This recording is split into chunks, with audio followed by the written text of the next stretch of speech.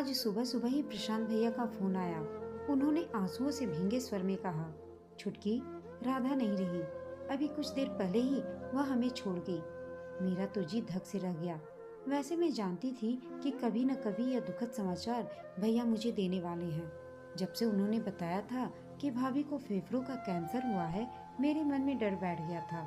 मैं मन ही मन प्रार्थना कर रही थी कि भाभी को और थोड़े दिनों की मोहलत मिल जाए, पर ऐसा नहीं हुआ। भला 40 साल की उम्र भी कोई उम्र होती है? मैंने आँख भरकर सोचा, भाभी ने अभी दुनिया में देखा ही क्या था। उनके नन्हे नन्हे बच्चों की बात सोचकर कलेजा मुंह को आने लगा, कंठ में रुलाई उमड़ने लगी। मैंने भारी मन से अपना सामान पैक किया भैया के यहाँ जाने के लिए। अलमारी के कपड़े निकालते समय मेरी नज़र सफ़ेद मलमल में लिपटी बनारसी साड़ी पर जा टिकी। उसे देखते ही मुझे बीते दिन याद आ गए। कितने चाव से भाभी ने यह साड़ी खरीदी थी। भैया को दफ्तर के काम से बनारस जाना था। चाहो तो तुम भी चलो, भैया ने भाभी से कहा। पटना से बनारस ज़्यादा दूर नहीं और फिर 2 ही दिन की तो बात है। बच्चों को माँ देख लेंगी। भैया, मैं भी चलूँ क्या? मैंने मचलकर भैया से पूछा। ठीक है छुटकी, तू भी चल, उन्होंने हंसकर कहा। और हम तीनों खूब घूमे फिरे बनारस में। फिर हम एक बनारसी साड़ी की दुकान में घुसे। बनारस आओ और बनारसी साड़ी न खरीदो, यह तो हो ही नहीं सकता, भैया बोले। भाभी ने काफ़ी साड़ियाँ देख डाली। फिर एक गुलाबी रंग की साड़ी पर उनकी नज़र गई तो उनकी आंखें चमक उठी, लेकिन कीमत देखकर उन्होंने साड़ी सरका दी। क्यों, क्या हुआ? भैया ने पूछा। यह साड़ी तुम्हें पसंद तो है ना? तो ले लो। नहीं, कोई हल्के दाम वाली ले लेते हैं, यह बहुत महंगी है, भाभी ने कहा। अरे, तुम्हें दाम के बारे में चिंता करने की कोई ज़रूरत नहीं, कहकर भैया ने फौरन वह साड़ी बंधवाई और हम दुकान से बाहर निकले। शशि के लिए भी कुछ ले लेते हैं, भाभी बोली। भैया ने कहा, शशि तो अभी साड़ी पहनती नहीं, जब पहनने लगेगी तो ले लेंगे। अभी इसके लिए एक सलवार कमीज का कपड़ा ले लो। मेरा बहुत मन था कि भैया मेरे लिए भी एक साड़ी खरीद देते। मेरी आंखों के सामने रंग बिरंगी साड़ियों का समा बंधा था। जैसे ही हम घर लौटे, मैंने माँ से शिकायत जड़ दी।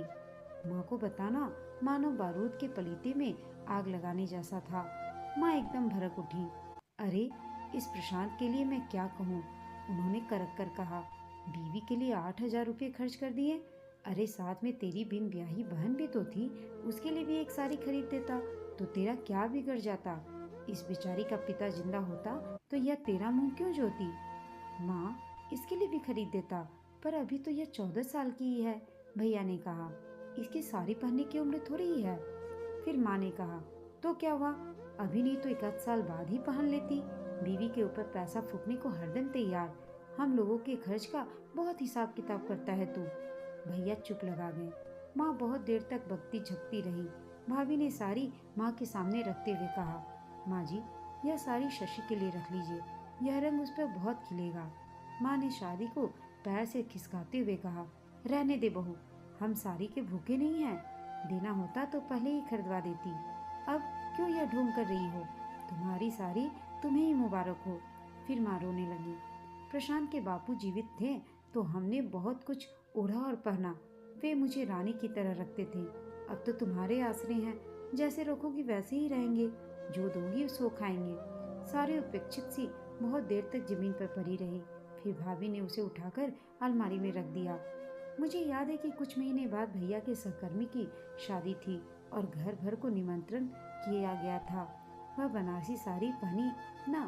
भैया ने भाभी से आग्रह किया। खरीदने के बाद एक बार भी तुम्हें उसे पहने नहीं देखा।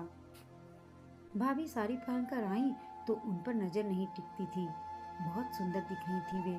भैया मंत्रमुग्ध से उन्हें एकटक देखते ही रहे। चलो, सब जन गाड़ी में बैठो, भैया ने कहा। माँ की नजर भैया पे पड़ी तो वे बोली, अरे, तू यही कपड़े पहनकर शादी में जाएगा? क्यों, क्या हुआ? ठीक तो है माँ। खाक ठीक है, कमीज की बाह तो फटी हुई है।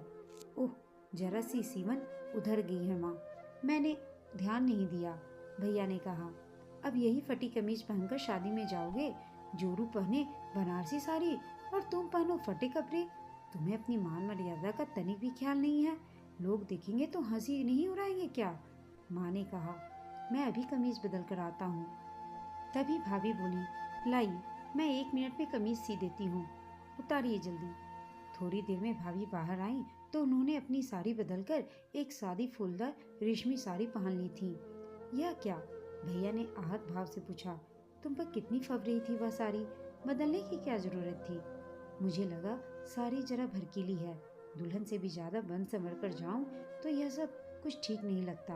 भैया भाभी की बात सुनकर चुप लगा गए। उस दिन के बाद भाभी ने वह साड़ी कभी नहीं पहनी। हर साल साड़ी को धूप दिखाकर जतन से तह कर रख देती थी। मैं जानती थी कि भाभी को माँ की बात लग गई है। माँ असमय पति को खोकर अत्यंत चिड़चिड़ी हो गई थी। भाभी के प्रति तो वे बहुत ही असहिष्णु थी और इधर मैं भी यदा कदा माँ से चुगली झड़कर कलह का वातावरण उत्पन्न कर देती थी। घर में सबसे छोटी होने के कारण मैं अत्यधिक लाडली थी। भैया भी जी जान से कोशिश करते कि मुझे पिता की कमी महसूस न हो और उन पर आश्रित होने की वजह से मुझ में हीन भावना पनपे। इधर माँ भी पल पल उन्हें कोंचती रहती थी कि प्रशांत अब गृहस्थी की बागडोर तेरे हाथ में है, तू ही घर का करता धरता है, तेरा कर्तव्य है कि तू सबको संभाले, सबको खुश रखे। लेकिन क्या यह काम इतना आसान था? सम्मिलित परिवार में हर सदस्य को खुश रखना कठिन था। भैया प्रशासन अधिकारी थे, आय अधिक न थी, पर शहर में दबदबा था।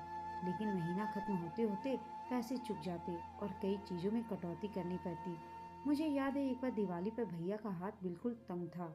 उन्होंने माँ से सलाह की और तय किया कि इस बार दिवाली पर पटाखे और मिठाई पर थोड़े बहुत पैसे ही खर्च किए जाएंगे और किसी के लिए नए कपड़े नहीं लिए जाएंगे। लेकिन छुटकी के लिए एक साड़ी जरूर ले लेना। अब तो वह साड़ी पहनने लगी है, उसका मन दुखेगा अगर उसे नए कपड़े ना मिले तो।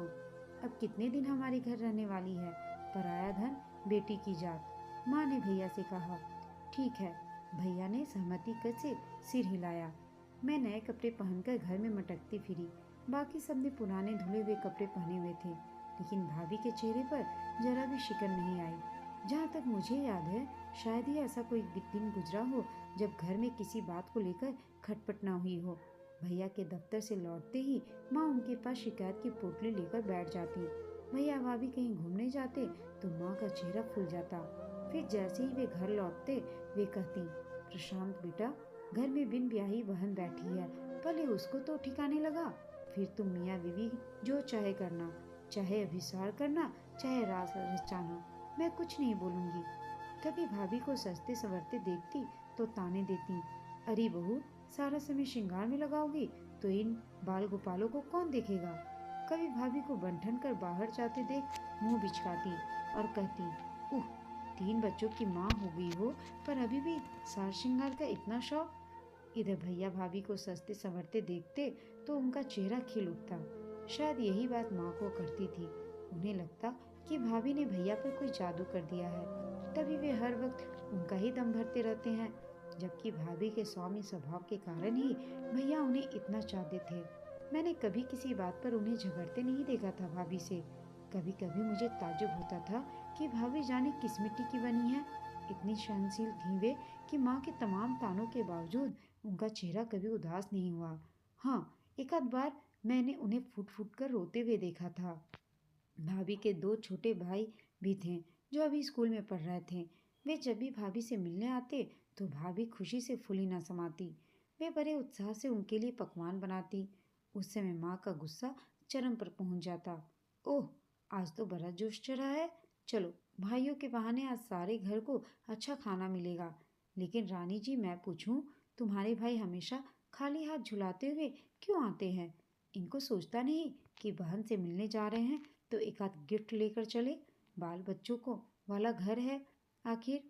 माँ भाभी को ताना देती तो भाभी कहती, माँ जी, अभी दोनों पढ़ रहे हैं, इनके पास इतने पैसे कहाँ होते हैं कि गिफ्ट वगैरह खरीदें।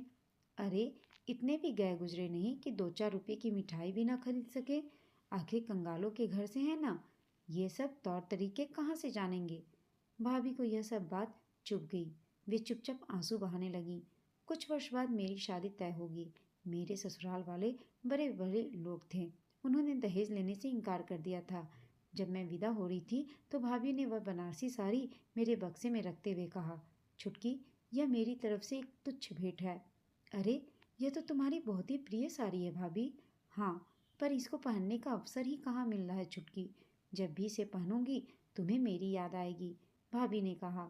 हाँ भाभी, मैंने मन ही मन कहा, इस साड़ी को देखूंगी तो तुम्हें याद करूंगी। तुम्हारी जैसी स्त्रियां इस संसार में कम होती हैं। इतनी सहिष्णु, इतनी उदार, कभी अपने लिए कुछ मांगा नहीं, कुछ चाहा नहीं, हमेशा दूसरों के लिए खटती रही, बिना किसी प्रकार की अपेक्षा किए। मुझे उनकी महानता का तब एहसास होता था जब वे अपने प्रति होते अन्याय को नज़रअंदाज कर जाती। मेरे ससुराल में भरा पूरा परिवार था। 2 नंदे, एक लाडला देवर, सास ससुर। हर नए ब्याहे जोड़े की तरह मैं और मेरे पति भी एक दूसरे के साथ ज़्यादा से ज़्यादा समय बिताने की कोशिश करते। शाम को जब मेरे पति दफ्तर से लौटते तो हम कहीं बाहर जाने का प्रोग्राम बनाते। जब मैं बन ठन कर तैयार होती तो मेरी नज़र अपनी ननद पर पड़ती, जो अक्सर मेरे कमरे में ही पड़ी रहती और टकटकी बांधे मेरी ओर देखती रहती। वह मुझसे हजार सवाल करती, कौन सी साड़ी पहन रही हो, कौन सी लिपस्टिक लगाओगी, मैचिंग चप्पल निकाल दूं क्या, इत्यादि।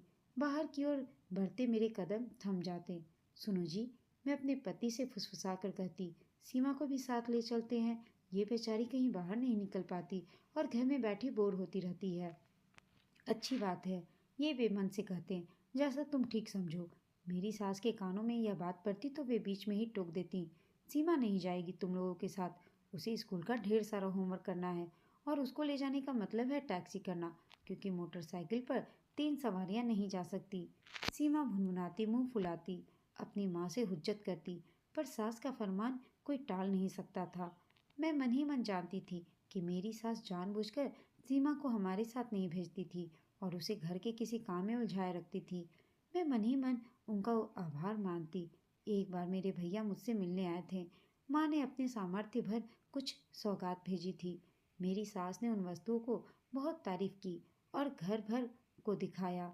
फिर उन्होंने मुझसे कहा, बहू, बहुत दिनों बाद तुम्हारे भाई तुमसे मिलने आए हैं। तुम अपनी निगरानी में आज का खाना बनवाओ और उनकी पसंद की चीज़ें बनवाकर उन्हें खिलवाओ। मेरा मन खुशी से नाच उठा। उनके प्रति मेरा मन आदर से झुक गया। कितना फर्क था मेरी माँ और मेरी सास के बर्ताव में। मैंने सोचा, मुझे याद है, जब भी मेरी भाभी का कोई रिश्तेदार उनसे मिलने आता तो मेरी माँ को भ्रिकुटित बन जाती। वे किचन में जा जाकर जोर जोर से बर्तन पटकती ताकि घर भर को उनकी अप्रसन्नता का भान हो जाए। मुझे याद आया कि जब मेरी शादी हुई तो मेरी माँ ने मुझे बुलाकर हिदायत दी थी, देख छुटकी, तेरा दूल्हा बड़ा सलोना है, तो उसके मुकाबले में कुछ भी नहीं है। मैं तुझे चिताए देती हूँ कि तू हमेशा उनके सामने बन ठन कर रहना, तभी तू उनका मन जीत पाएगी। मुझे से कहे बिना नहीं रहा गया, लेकिन भाभी को तो तुम हमेशा बनने संवरने पर टोका करती थी माँ। माँ ने कहा, वह और बात है, तेरी भाभी कोई नई नवेली दुल्हन थोड़े है, बाल बच्चों वाली है। माँ मुझसे बोली। इसके विपरीत मेरे ससुराल में जब भी कोई तीज त्योहार आता तो मेरी सास आग्रह करके मुझे नई साड़ी पहनाती और अपने गहनों से सजाती। वे सबसे कहती फिरती, मेरी बहू तो लाखों में एक है। इधर मेरी माँ थी जिन्होंने भाभी को तिल तिल जलाया था, उनकी भावनाओं की अवहेलना करके उनके जीवन में जहर घोल दिया था। ऐसा क्यों किया था उन्होंने? ऐसा करके न केवल उन्होंने मेरे भाई की सुख शांति भंग कर दी थी, बल्कि भाभी के व्यक्तित्व को भी पंगु बना दिया था। मुझे लगता है भाभी अपने प्रति बहुत ही लापरवाह हो गई थी। उनमें जीने की इच्छा ही मर गई थी। यहाँ तक कि जब कैंसर जैसी जानलेवा बीमारी ने उन्हें धर दबोचा, तब भी उन्होंने अपनी परवाह न की, न घर में किसी को बताया कि उन्हें इतनी प्राणघातक बीमारी है। जब भैया को भनक लगी तब तक बहुत देर हो चुकी थी। यह सब अतीत की बातें सोचते सोचते कब मैं वर्तमान में आ गई मुझे पता ही नहीं चला। जब मैं भैया के घर पहुंची तो भाभी की अर्थी उठने वाली थी। मैंने अपने बक्से से बनारसी साड़ी निकाली और भाभी को पहना दी। ये क्या कर रही है छुटकी? माँ ने कहा, थोड़ी देर में तो सब राख होने वाला है। होने दो माँ, मैंने रुक्षता से कहा। मुझे भाभी की वह छवि याद आ गई जब वे वधू के रूप में घर के द्वार पर खड़ी थी। उनके माथे पर गोल बिंदी सूरज की तरह दमक रही थी। उनके होठों पर सलज मुस्कान थी। उनकी आंखों में हजार सपने थे। भाभी की अर्थी उठ रही थी। माँ का रुद्र सबसे ऊंचा था। वे गला फाड़ फाड़ कर विलाप कर रही थीं। भैया एकदम काठ हो गए थे। उनके दोनों बेटे रो रहे थे, पर छोटी बेटी नेहा, जो अभी 4 साल की ही थी, चारों अबोध भाव से टुकुर टुकुर देख रही थीं। मैंने उन बच्ची को गोद में उठा लिया और भैया से कहा, लड़के बड़े हैं, कुछ दिनों में बोर्डिंग में पढ़ने जाएंगे, पर यह नन्ही सी जान है जिसे कोई देखने वाला नहीं है। इसको तुम मुझे दे दो भैया, मैं इसे पाल लूँगी और जब कहोगे वापस लौटा दूँगी। अरे ये क्या कह रही है छुटकी? माँ फुसफुसाई। तू क्यों इस जंजाल को मोल ले रही है? तुझे नाहक परेशानी होगी। नहीं माँ, मुझे कोई परेशानी नहीं होगी। उल्टे अगर बच्ची यहाँ रहेगी तो तुम उसे संभाल ना सकोगी। लेकिन तेरी सास की मर्जी भी तो जाननी होगी छुटकी। तू अपनी भतीजी को गोद में लिए पहुँचेगी तो पता नहीं वे क्या कहेंगी। मैं अपनी सास को अच्छी तरह जानती हूँ माँ, वे मेरे निर्णय की प्रशंसा ही करेंगी। मैंने दृढ़ शब्दों में कहा। मुझे ऐसा महसूस हुआ जैसे भाभी अंतरिक्ष से मुझे देख रही हैं और हल्के हल्के मुस्कुरा रही हैं। भाभी, मैंने मन ही मन कहा, मैं तुम्हारी थाती लिए जा रही हूँ। मुझे पक्का विश्वास है कि इसमें तुम्हारे संस्कार भरे हैं। इसे अपने हृदय से लगाकर तुम्हारी याद ताज़ा कर लिया करूँगी। और हाँ भाभी, तुम्हारे जीवन काल में गलती तो मुझसे भी हुई है। मैंने भी कभी तुम्हारी भावनाओं को नहीं समझा। हो सके तो मुझे माफ़ कर देना। दोस्तों, आपको यह कहानी कैसी लगी कमेंट करके बताइएगा। साथ ही कहानी अच्छी लगी हो तो इसे लाइक शेयर और चैनल को सब्सक्राइब अवश्य कीजिएगा। कहानी सुनने के लिए आप सबका धन्यवाद।